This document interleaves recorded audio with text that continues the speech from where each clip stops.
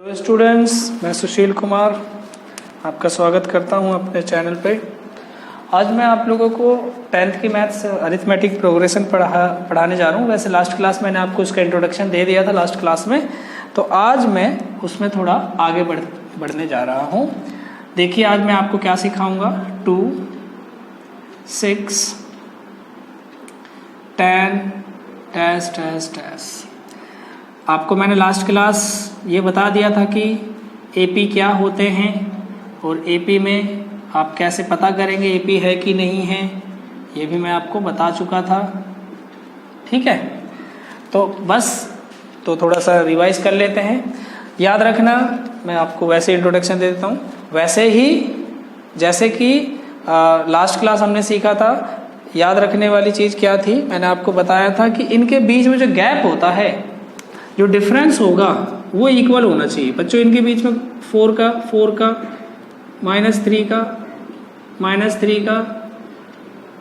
-3 का गैप होगा, तो इसका मतलब ये एपी है। बताया था कि नहीं बताया था? बिल्कुल। ये क्या होगा, ये फर्स्ट टर्म होता है। फर्स्ट टर्म क्या है? फर्स्ट टर्म ए से डिनोट किया जाता है, ए। और इनके बीच में जो डिफरेंस होता है वो कॉमन डिफरेंस होता है। कॉमन डिफरेंस को मैंने कैसे बताया था आप लोगों को? कॉमन डिफरेंस को बताया था कि नेक्स्ट जो टर्म होती है उसमें से पीछे वाली टर्म माइनस कर दो।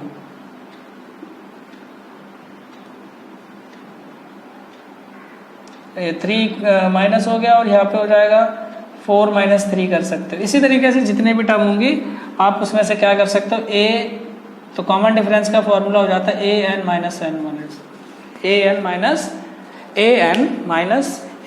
- उसमें -1।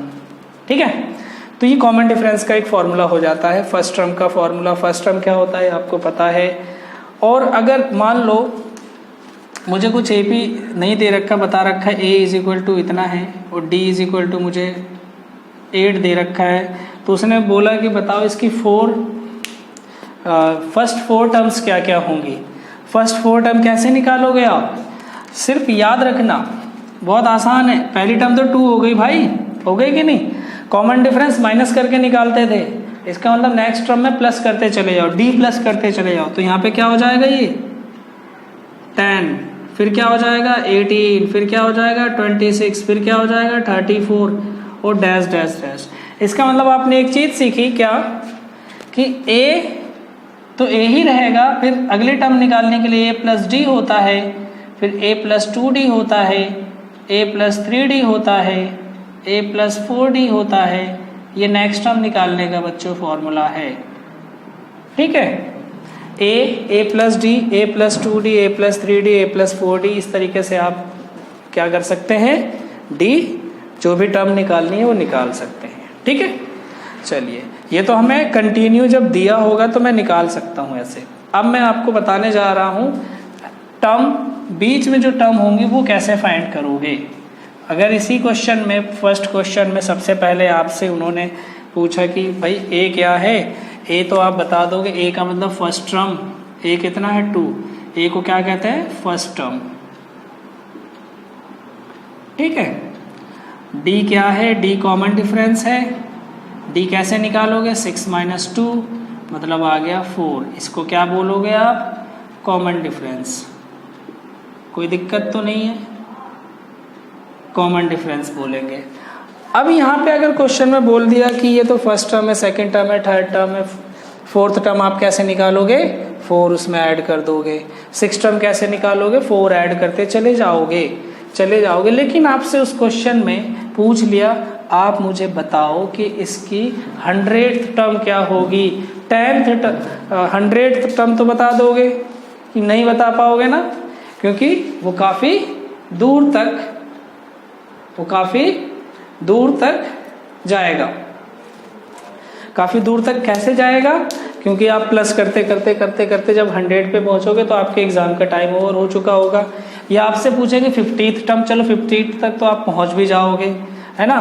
तो इसलिए इसके लिए एक फॉर्मूला आपको याद रखना है, nth टर्म, इसको बोलते हैं बच्चों nth term. a plus n minus one into d, ये होता है nth टर्म का फॉर्मूला। अभी मैं इसके बारे में आपको पूरा डिटेल से बताऊंगा। ये मेरा क्या है, nth टर्म का formula, nth term, nth term, ठीक है। nth टर्म का मतलब जो टर्म आपसे पूछी हो। मान लो अब मैं आपको इसी में अगर हिंट देता हूं, अगर उसने बोला है कि फर्स्ट टर्म फाइंड कीजिए, तो बच्चों यहाँ पे a n की जगह आप 1 रख देंगे, 1 माइनस वन इंटू डी, तो ये हो जाएगा a प्लस 0 इंटू डी मतलब a। अगर आपसे a सेकंड पूछें तो a plus 2 minus one into D, a plus D, ठीक है। तो सेकंड टर्म का ये हो गया फॉर्मूला। अगर आपसे पूछें a3 निकालो तो a plus 3 minus one into D मतलब a प्लस 2d।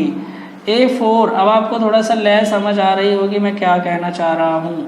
a5, अब आप खुद साथ साथ बोलते जाएंगे।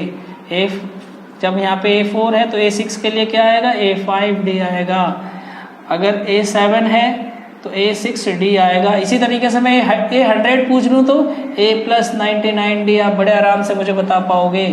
a50 अगर बोल दूँ तो a प्लस 49d बताओगे। आपको आई थिंक समझ आया ये मैंने क्या लिखवाया। ये मैंने फॉर्मूले आपको बताए हैं। ये जो फॉर्मूले आपके इस क्वेश्चन में यूज़ होने वाले हैं, याद रखना। फॉर्मूला nth टर्म का फॉर्मूला क्या होता है, nth टर्म का फॉर्मूला क्या होता है, a n is equal to a plus n minus one into d. ये ब्रैकेट का विशेष ध्यान रखना, क्योंकि कुछ बच्चे क्या करते हैं पहले मल्टीप्लाई कर देते हैं, लेकिन 10th क्लास में हो आपको ब्रैकेट और ये सारी चीज़ें याद होंगी अच्छे से। तो आई होप इतना आपको ये समझ आ गया होगा। आया कि नहीं आया, आ गया तो वेरी गुड। इतना आप नोट करना चाहेंगे तो नोट कर लेना। मैं आपको बताता हूं अब इस क्वेश्चन का आंसर जो मैंने अभी आपको पूछा था। क्या पूछा था मैंने, कौन सी टर्म पूछी थी, 100 टर्म पूछी थी आपसे।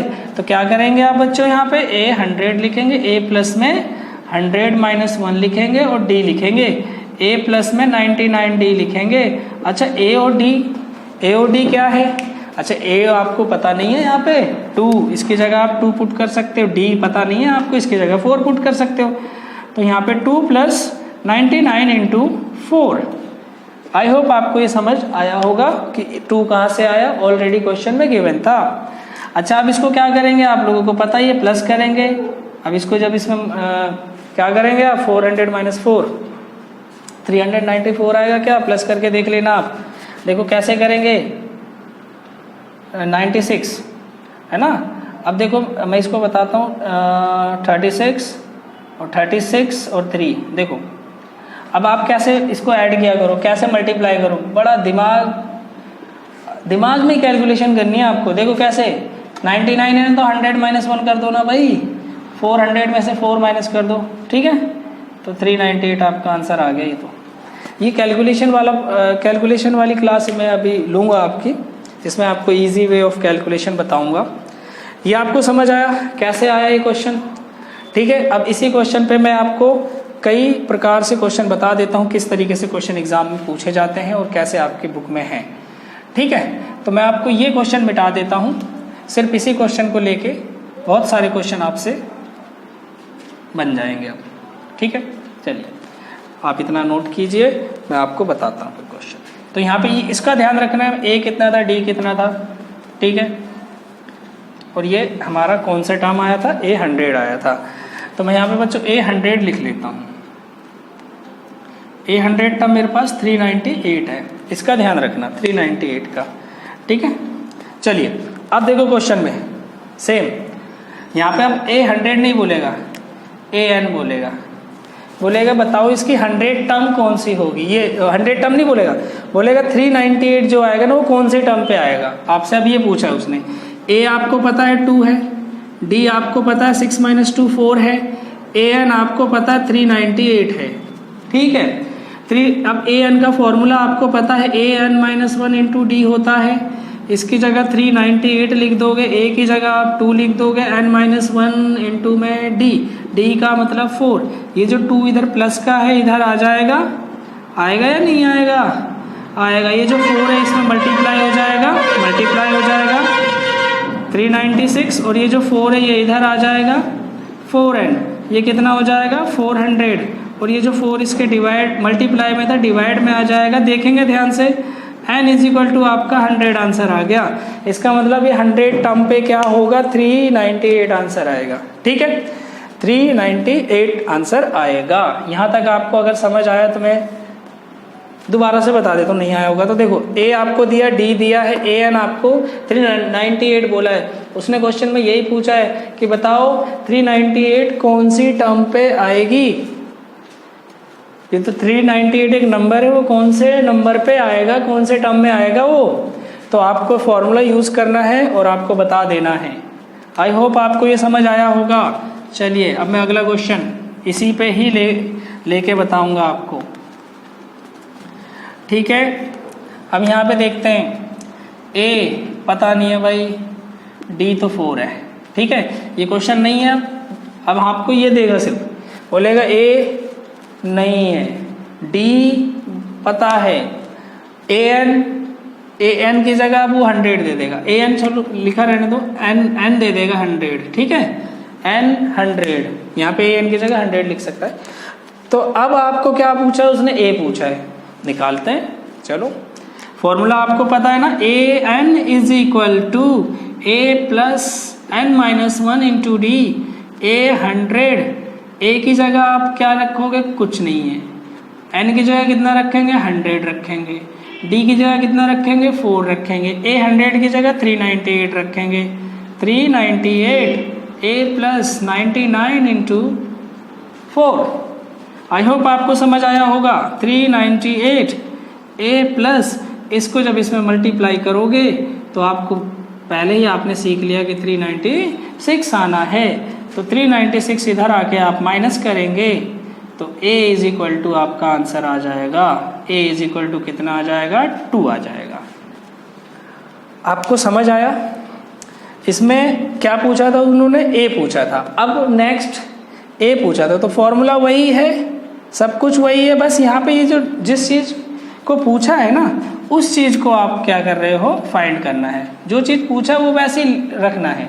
मान लो यहाँ पे n पूछा होता तो n लिखते चले जाते, इधर आके माइनस प्लस हो जाता, अभी पहले करा ही दिया। मान लो d पूछा होता तो यहाँ पे d में ऐसे ही रखता और d भी निकाल देता।